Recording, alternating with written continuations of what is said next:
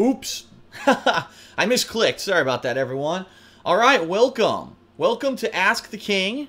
This is the October 16th, 2014 episode. The first episode in a month. I actually haven't been doing these podcast-style vlogs in a long time, so I apologize for that. I've been very busy with the new releases, but we're back.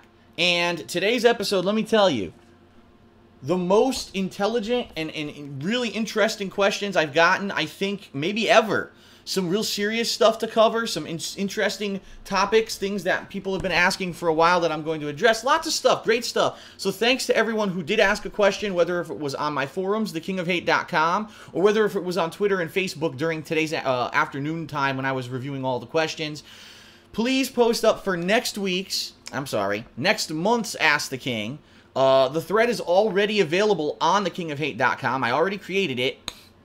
Just so everyone knows, next month is going to be a Thanksgiving special, meaning it's actually going to take place on Thanksgiving, live, just like I'm doing right now. I know that that's a little bit longer than usual. Usually I do it once a month. In this case, it's about a month and a half time, and the reason I'm doing that is because the 2 weeks before Thanksgiving this year are insanely packed with new releases. I mean, there's literally so many games coming out, like I think over 10, that I know there's no reasonable way that I'm going to be able to beat all of those games within a couple of weeks. So what I'm actually going to do is space those playthroughs out throughout the month of December as well, so that I know that that content gets covered and no one feels like I rushed through anything or I didn't get to something. But because of that, it's going to be so busy in the middle of November that there's going to be no opportunity to do any podcasts, okay?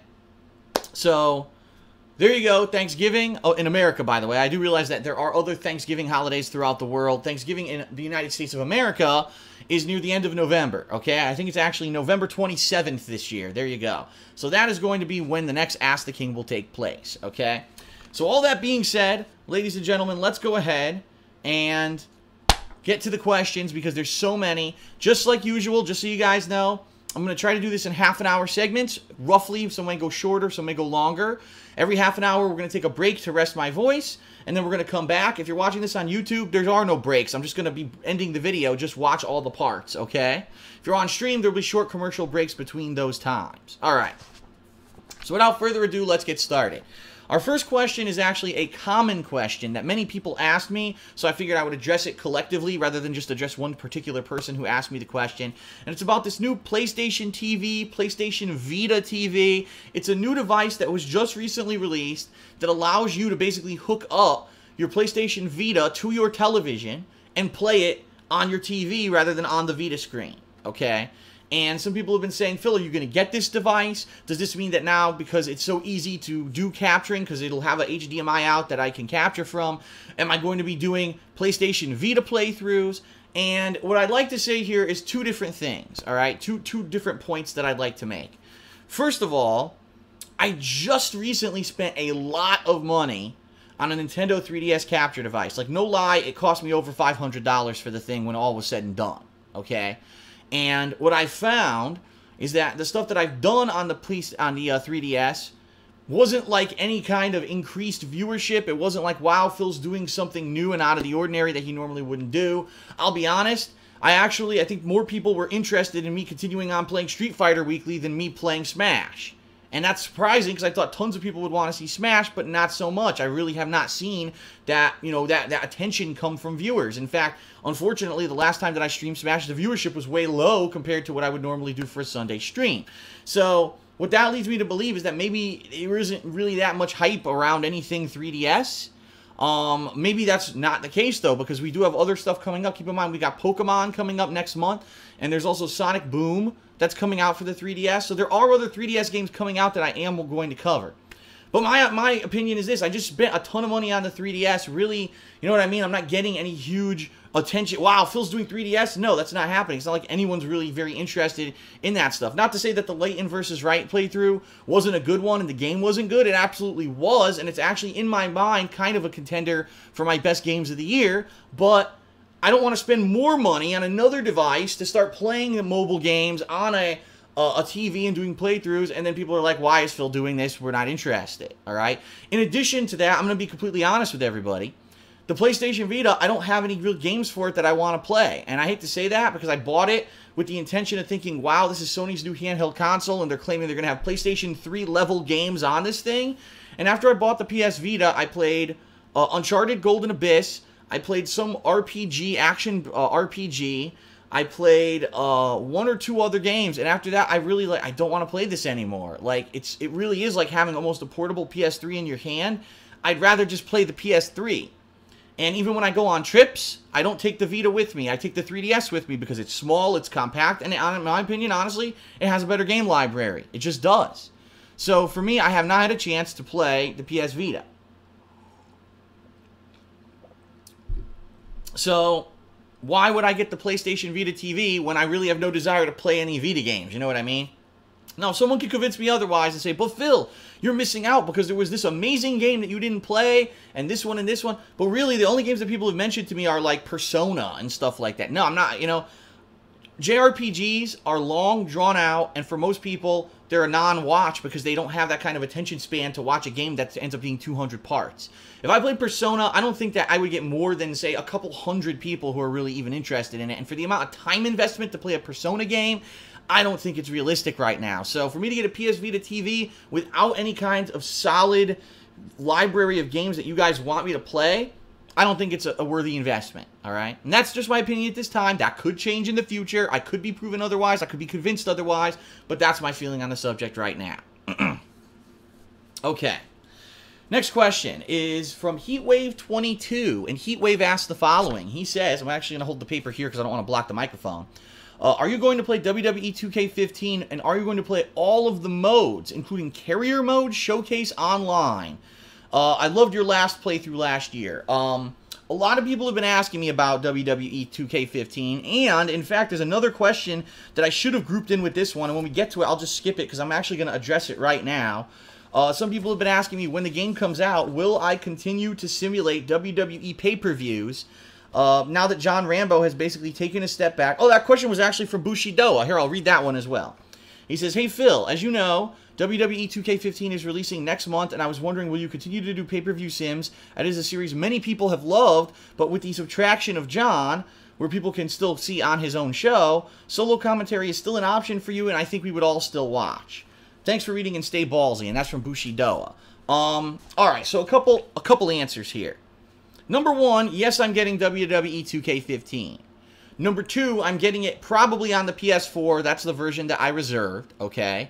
No particular reason why I'm getting it on PS4 over Xbox One. From what I've heard, they're probably going to be graphically identical. I just, by default, when I went and reserved my games, to make it easier for the guy at GameStop, when I handed him the list 2 months ago, I said, just do everything on PS4. Unless it's a console exclusive, then do it on the console. And basically, that's what he did. What will I be checking out all of the modes? Yes, I'm going to give the game a fair shake and try out all the different gameplay modes of the game, whether there's a story mode, a career mode. He mentions other things, showcase mode. I don't even know what the hell that is. Yeah, I want to check out the game and I want to kind of try out all the different modes of it, okay? Will I be doing online play? Well, I'll probably try it, but I'll be honest with everyone, the past 3 versions of the game have been absolutely fucking awful when it comes to online play. It's just almost unplayable, and to the point where I just didn't care anymore. So I might try it, but I'm not necessarily saying that I'm going to care about it or play it at any extended amount of time. Pay-per-view simulations. All right. Now, this is an interesting, a very interesting question. Because it's the same question when it comes to smart guys, okay? John Rambo has made it abundantly clear that at this point he really isn't interested in participating in ongoing projects on my stuff, because he's got his own stuff to worry about in his own personal life, and he basically just doesn't think that it's enough. It's too much of a time investment for every Saturday for him to be spending the whole day doing stuff with me, okay? So that's fine, and that's his personal choice, and I understand that. You know, life gets busy, and that's what happened. So I stopped doing Smart Guys, my wrestling commentary show, and I haven't done anything with WWE games at all since this happened. We used to do pay-per-view simulations of all the big pay-per-views, and I haven't done anything, okay? I'll be honest with you guys, I love doing the pay-per-view sims. When I do them, insane shit happens that I don't expect. You know, we do these random fantasy matches of characters coming out, and it's just absolutely out of control. Plus, just the regular matches sometimes are absolutely hilarious. Do I think that if I did simulation matches in the new game that people would be interested? Probably, because it's a new game. The graphics are going to probably be out of control. From what I've seen, the graphics look insanely realistic for a lot of the characters, and I'm really interested to see how they've improved the game engine so that during these sim matches, what does it look like? Does it look any better, etc.? However, I don't know if people are going to want to watch solo commentary pay-per-view sims. I think that some of the charm of what we used to do was that we had the co-commentary. It was me and John both kind of playing off of each other in a lot of these situations, and our reactions to the crazy stuff happening was a lot of the charm of that content. And only having one person here to do the commentary might take a lot away from it. So really what I'm going to say is this. I'm going to leave it to you to give me your opinions. Is there enough interest out there that people want to see me continue to do pay-per-view simulations by myself? Or do you think it's pretty much done now that John is not involved in the content? And what do you think? Because I'll be honest, I love, wrestling. Even though I haven't been watching it actively, I started watching it a little bit and getting back into it these past few weeks. And I have not done Smart Guys, but I'm still kind of in the know on what's going on with pro wrestling. And I think with a new game, it could reinvigorate everything and people might be interested to see it. But I don't know if you guys are going to say, well, it's not the same without John and now we don't really want it. So it's really up to you. It really is. It's up to you, the viewer, to let me know. And, basically just let me know in the comments of this video or on Twitter. And based off of your feedback, when the game comes out, I'll see if possibly, maybe in January we do the Royal Rumble sim, and that's the Sims for 2015 begin, and we see how it goes. Or I could just say I'll forego it, all right? Let me know what you guys think, okay? All right.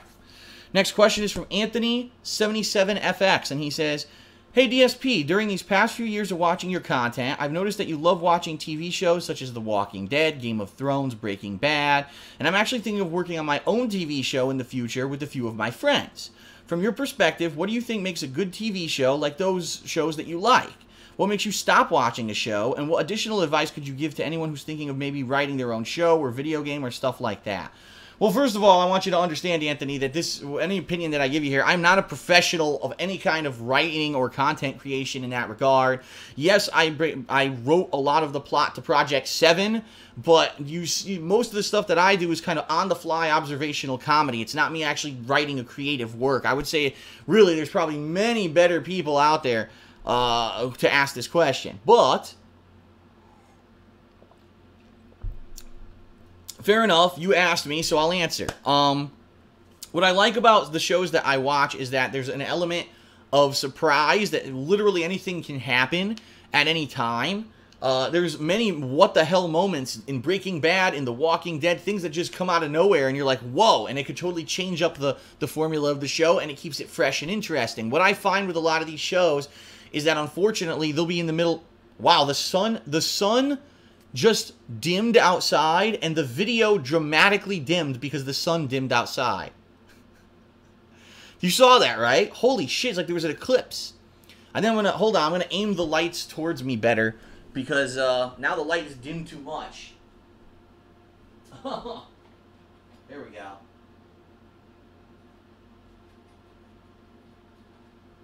What the heck?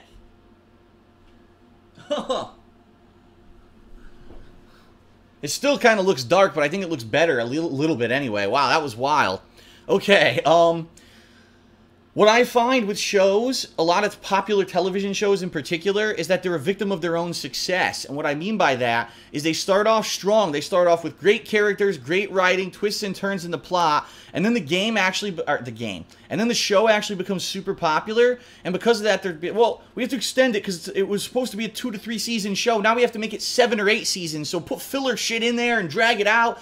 And I find that a lot. That happened with a lot of shows over the years that I like to watch, like The Sopranos. Dexter, in particular, is a recent one that suffered from that.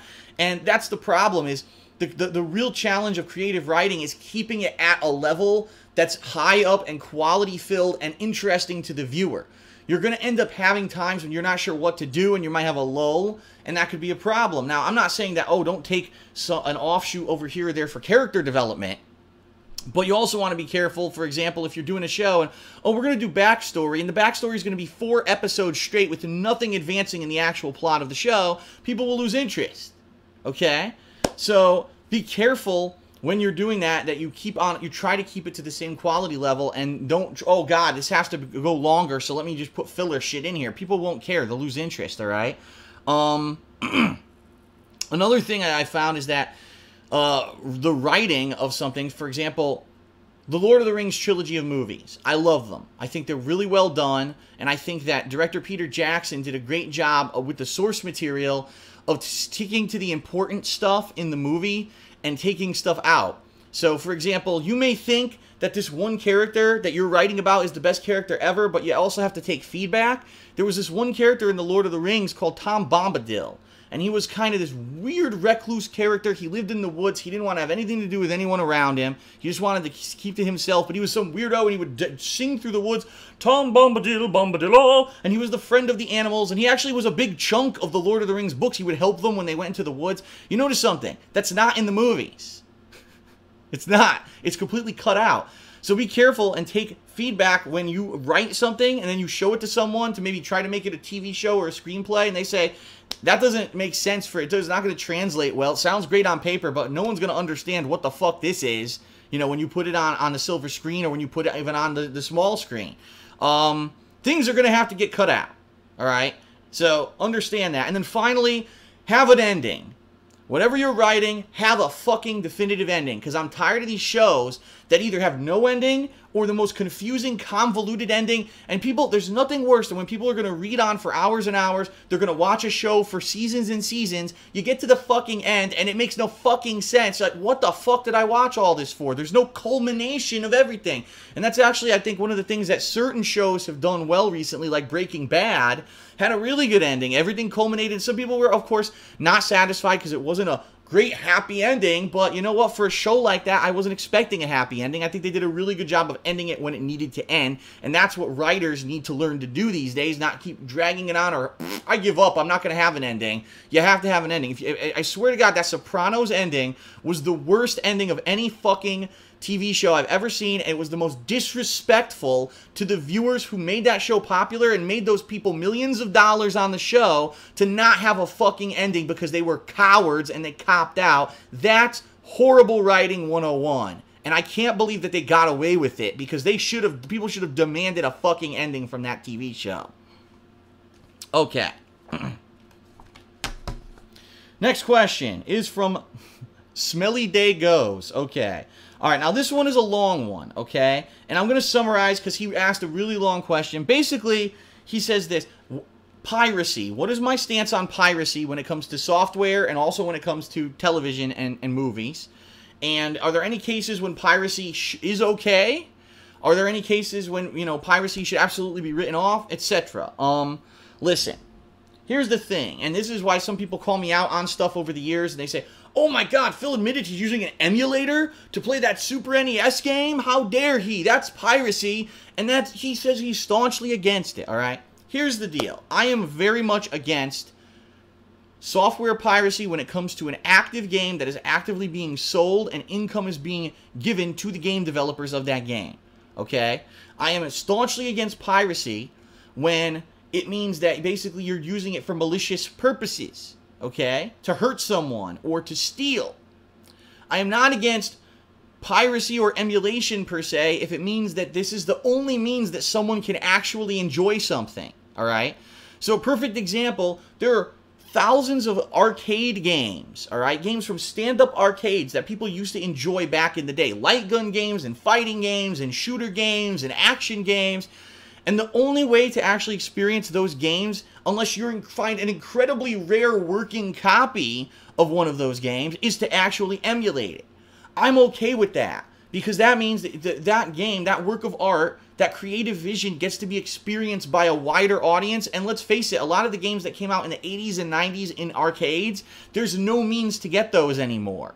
So this is the only way you're going to experience the medium. Yes, I support if you're into that kind of a thing and you want to experience classic games.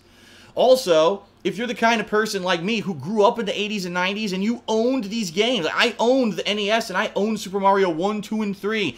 I owned the Super NES and I owned all these games, right? And you want to play the game now? Well, guess what?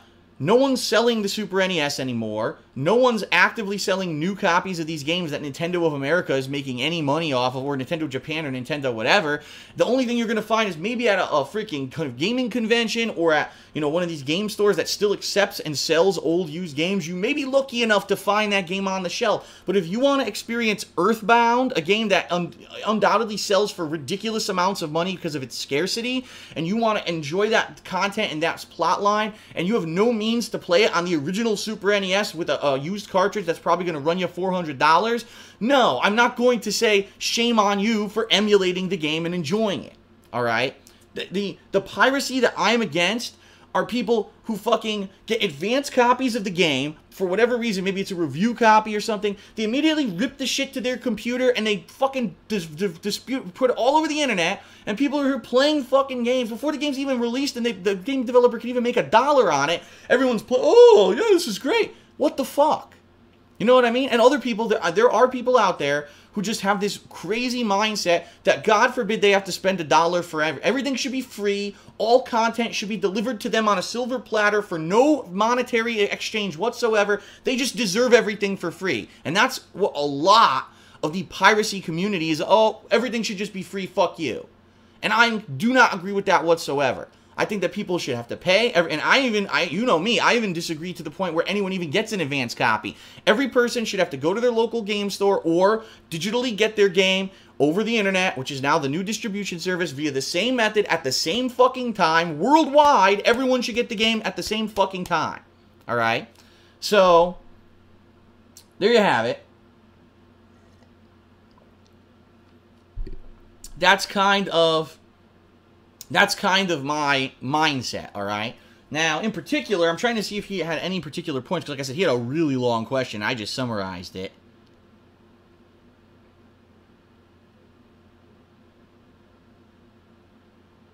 See, he makes a point. He says, what about people who just cannot afford it at all? And I feel for those people, because I used to be one of those people. Back in the 90s, when I was a teenager, I worked a part-time job. I barely had any money. Any money that I had usually went to pay for necessities, and once a week when I would go to the video arcade and plunk my quarters into a machine to play Street Fighter. And it's easy to say, well, everyone else gets to play Call of Duty, and everyone else gets to play Grand Theft Auto, and everyone else is playing The Evil Within, and everyone else is playing the popular game now, and I don't get to play it because I'm the unlucky kid who doesn't have the money to play it. I feel for you. What I can say is there are avenues out there to play games still, like, for example, rental things. I know that renting sucks because usually they don't have the popular games when they're new. But I necessarily can't support the fact that people would say, well, I really legitimately don't have the money. Everyone else gets to play the game. I'm going to steal it. It's an entertainment medium, ultimately, when you think about it. It's not a necessity. It's not something that you need. You don't need to play Grand Theft Auto 5.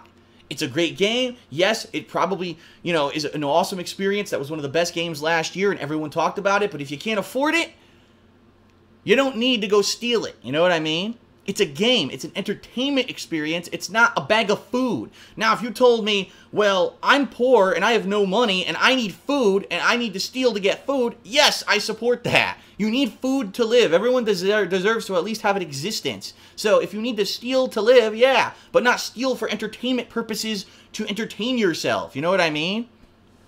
So that's kind of my mentality when it comes to piracy and that kind of stuff. Okay.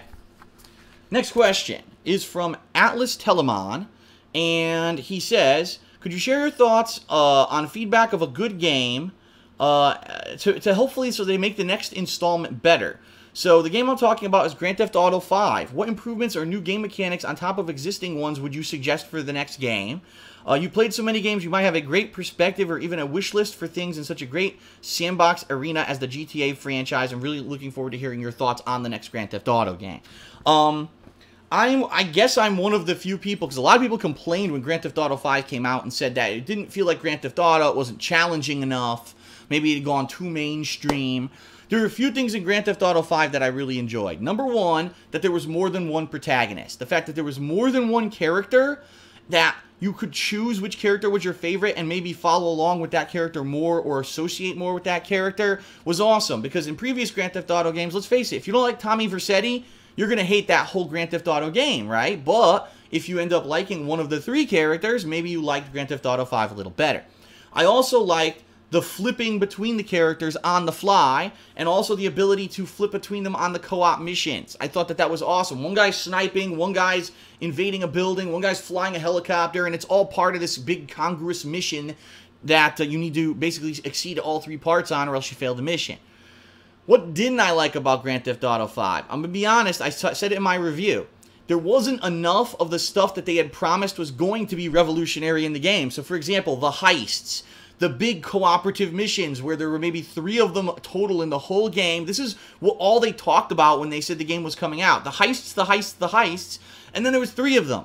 And there were never any more, and then they promised they would have new heists for Grand Theft Auto Online. Here we are over a year later, and they never came out. So, over-promising and under-delivering is what Grand Theft Auto 5 did, and that's disappointing in a franchise like Rockstar, who traditionally actually over-delivers on a lot of the stuff that they promise in their games. So for me, in Grand Theft Auto 6, what I would say is if you're going to have these unique new gameplay elements, you have to have enough of them, and they have to be implemented properly, okay? Not, oh, we just gave you a taste of greatness, and now fuck you, you waited a year, you get nothing else. That's bullshit. Number 2, I really don't feel that all 3 characters in Grand Theft Auto 5 got a fair shake. I think that Franklin, unfortunately, really didn't get a full story. His was kind of like thrown in there. He's the busy man. He's the one who does the dirty work, while, you know, the other 2 characters really had a prominent feature, and I really don't think that he had enough, and I think that he needed to get more out of the game. And so what I would say is more diverse characters, and if anything, let's have a female protagonist in Grand Theft Auto for once. It's always been the strong male presence. Let's have a female protagonist in the next one as one of the characters. I'd really enjoy that. Okay? Alright. Next question is from Dezu. And Dezu says, hey Phil, I absolutely loved your playthrough of Deadly Premonition, and I'm noticing you're really enjoying D4. I'm a big fan of Swery 65's creations, and Twin Peaks, which I recently heard you say you actually watched and noticed a lot of similarities between that TV series and Deadly Premonition. And I was wondering if you had heard the news earlier that Deadly Premonition 2 is actually in production right now. What would you like to see return from the original game, as well as some possible influence from D4? Of course, the graphics were pretty shitty in Deadly Premonition, so these could be improved, but I felt that the poor graphics also added to its quirky B-movie style charm. What I would say, and I hate to say this because unfortunately, if you guys haven't heard, D4 is tanking. As of, I think, a week after its initial release, D4, the new game from Swery 65, the same guy who made Deadly Premonition, is an Xbox exclusive game. It sold less than 10,000 copies. So I want you to understand that a game that has heavy development, lots of big budget funding from Microsoft, it's an Xbox One exclusive, it's going to be an episodic mystery investigation style game, and it sells less than 10,000 copies in its release week. That's terrible, and that might mean the game might not even continue. It's supposed to be sold as an episodic game, and the next episodes may never even come out because of that. And of course, that's a lot of factors together. That's because it's an Xbox One exclusive. Microsoft literally gave 0 advertisement to this game. They just decided on a whim, we're just going to release it out of nowhere. Didn't tell anyone, didn't advertise it, so no one even knew the game existed. And by the time it was out in a release-heavy time of the year, this hardcore gaming season, and no one cared. And that's very unfortunate. However, I love it. I actually think the gameplay of D4, the investigative style gameplay in the QuickTime events, is actually better than the gameplay of Deadly Premonition. Deadly Premonition, if anything, tried too much to be like a traditional survivor horror game with third-person shooter, inventory management, hiding from a killer, supernatural element, which, by the way, by the end of Deadly Premonition, it was never explained what almost all of that supernatural element was. It was just like, well, you killed tons of zombie things. I don't know what the fuck they were. It was just part of the game. So, that being said, I would love to see a new Deadly Premonition with obviously improved graphics. Graphics were the #1 hiccup with the first game, is that the game ran like shit on all platforms. Better controls, and not a lot of the shooting gameplay. Instead, have a lot more investigation, have creepy shit going on, similar to a survival horror game that's not a run and gunner, okay? And definitely include some of the new gameplay mechanics and stuff that you have in D4. But I hate to say it, I don't know if Deadly Premonition 2 will happen. Because when you have a game that's not selling, and that's supposed to be the hot new game from your studio, I don't know if they're going to be able to make Deadly Premonition 2. Fingers crossed. I hope. People are saying, oh, I spilled water on my shirt. I spilled some water on my shirt. That's what that is. People are saying, what is that on your shirt? That is water. All right, but anyway, it's unfortunate that this is happening with D4. I hope that obviously things change and that they do get to make Deadly Premonition 2. I am looking forward to it, but at this point, I don't know what's going to happen right now. It's very up in the air, okay? All right, let's do one more question. Actually, this next question, oh, wait a minute. Oops, I skipped a whole page here. Let's do one more question, and then we'll take a break, and we'll come back, and we'll continue on, okay? All right, so the next question is from Smolder in Stew. Smolder in Stew, okay?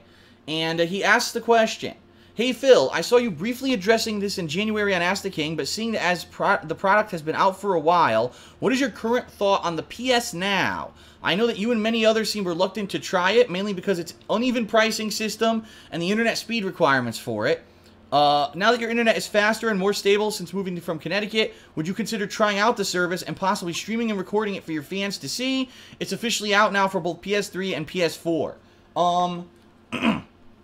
I already talked about the PS Now back in June, because during June was E3, and during E3 week, a public beta, it wasn't public actually, a beta, like limited alpha beta release was released to certain people. I actually was able to get into it thanks to a fan who gave me their code to do it. I tried it, and I'm going to be honest, it was absolutely fucking worthless. Now, I'm running on great internet. At the time, I wasn't recording nor streaming, so it's not like my internet was being hindered. I was playing it offline because it was said right in the thing, you cannot broadcast this. You'll be banned if you broadcast it. It was insanely delayed. The game's graphics looked like shit. It basically was a low-resolution version. It was pixelated. You ever notice in some of my videos, when there's a lot of action going on, sometimes there could be pixelation? The entire games looked like that. Nothing was crisp or clear, and it was delayed. It looked like shit. It actually was just garbage. And the fact that PlayStation even released this product is baffling me. Like, who would fucking want this product where your games are insanely delayed and look like shit? And then, of course, the pricing structure is a joke. If you actually look at the pricing structure, it's a hideous joke. Who the fuck wants to pay $20 to rent a game for a few days or even a week? Especially when it's an old game that you could probably go buy for $5 at the local store. It's stupid, and it makes no effing sense whatsoever. Now, keep in mind, that was when I played it in June. It is now October.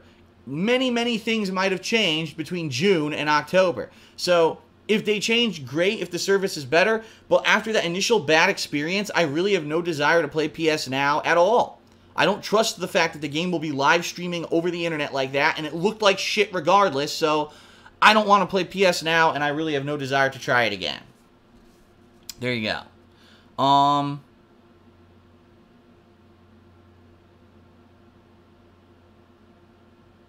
Oh, okay. I could do one more. Let's do one more question, and then we'll take a break, because this is a good question.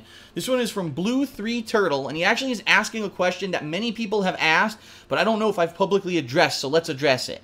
He says, hey, Phil, I was recently watching one of Leanna's old videos. Leanna is my girlfriend who lives with me. On her YouTube channel, and saw that she had dogs as pets, but in your vlog since then, since you moved to the new house together, I noticed you don't have the dogs anymore. Any reason why? And by the way, I'm a longtime viewer, and I want to say keep up the good work and ignore the haters. You still have loyal fans who like to watch your content. Very simple and easy answer on this one. There were multiple factors. Number one, we very well knew that moving across the country together to a new home and setting up this home was going to be an ordeal. And I'll be honest, it was. It was incredibly stressful. It was a hell of a lot of work. And quite honestly, until very recently, we didn't feel like we had even had the house set up enough that we could relax and say, this is our home, okay? And having dogs running around the house when you're trying to get a house set up would have been a nightmare. Keep in mind, we never even lived together before. We're not like other, common couples where typically the way it works is you date for a few months. If, after a few months, everything's going well, then you talk about moving in together. You move in together, you live there for maybe a couple of years, then maybe you consider about either having kids, getting married, pets, etc. We had never even lived together. We, God's honest truth, didn't know if we were even going to be compatible. What if we moved in and we just weren't getting along? Then, you know, it would have been a nightmare. Now, imagine all that stress compounded with 2 dogs running around the house, right? So that wouldn't have worked, all right? Number one, we said if we are going to get a pet like that, it's going to be something calm and something easy to maintain, such as the hamsters, which we have next door right now. That's an easy pet to maintain. Dogs are not, okay? So that's number one. Number two, the dogs technically are not owned by Leanna. The dogs were adopted by her mom, okay? So technically, legally, those dogs are her mom's property.